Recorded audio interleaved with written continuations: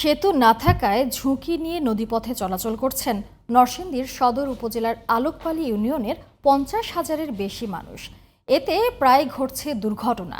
প্রশাসনকে বারবার জানানোর পরও পদক্ষেপ না নেওয়ায় হতাশ চরাঞ্চলের বাসিন্দারা।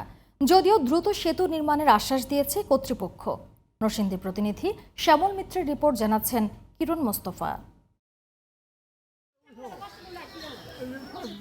সদর উপজেলার বাসিন্দা হয়েও এখনও শিক্ষা, স্বাস্থ্যসহ বিভিন্ন সুযোগ সুবিধা থেকে বঞ্চিত নরসিংদীর আলোকবালি ইউনিয়নের 9 গ্রামের অর্ধলক্ষাধিক মানুষ। মাত্র 300 মিটার সেতুর অভাবে আধা ঘন্টার পথ পাড়ি দিতে সময় লাগে 4 ঘন্টা। বিকল্প উপায় না থাকায় নৌকায় চলাচল করেন চরাঞ্চলের মানুষ। শুষ্ক মৌসুমে তেমন অসুবিধা না হলেও বর্ষা মৌসুমে প্রায় ঘটে দুর্ঘটনা। ভোগান্তি পোহাতে হচ্ছে শিক্ষার্থী ও ব্যবসায়ীদের। সবচেয়ে বেশি বিপাকে পড়েন রোগীরা। প্রশাসন ব্যবস্থা না নেওয়ায় ক্ষুব্ধ চরের বাসিন্দারা। শ্রীনগর টু আলোকবালি ব্রিজের জন্য আমরা অনেক পিছিয়ে। আমরা লেখাপড়ার জন্য, চিকিৎসার জন্য, যে কোনো গুরুত্বপূর্ণ কাজের জন্য আমরা নরসিংদী যাওয়ার কোনো উপায় নেই।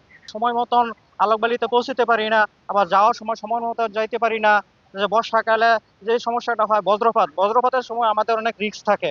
তারপরে আবার দ্বিতীয় কথা হচ্ছে এই জায়গায় যে স্বাস্থ্য সেবা, এই সাধারণ মানুষ এই সেবাটা পাইতে অনেক কষ্টের সম্মুখীন হয়। ভালো কোনো শিক্ষার ব্যবস্থা নাই।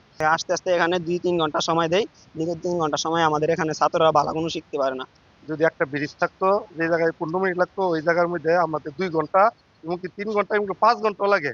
তবে সম্ভাব্যতা যাচাইয়ের কাজ শেষ হয়েছে জানিয়ে স্থানীয় সরকার প্রকৌশল অধিদপ্তর বলছে দ্রুতই সেতু নির্মাণ করা হবে।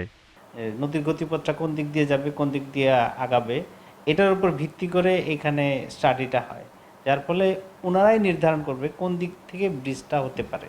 সার্ভে হয়ে গেছে এবং হাইড্রোমরফোলজিক্যাল স্টাডিও হয়ে গেছে। ইনশাল্লাহ এই প্রকল্পটা যদি আলোর মুখ দেখে, ইনশাল্লাহ আমাদের এই ব্রিজটা বাস্তবায়ন হবে। জনদুর্ভোগ লাঘবের পাশাপাশি চরাঞ্চলের মানুষের আর্থসামাজিক উন্নয়নে দ্রুত সেতু নির্মাণের দাবি স্থানীয়দের। কিরণ মোস্তফা, জিটিভি নিউজ।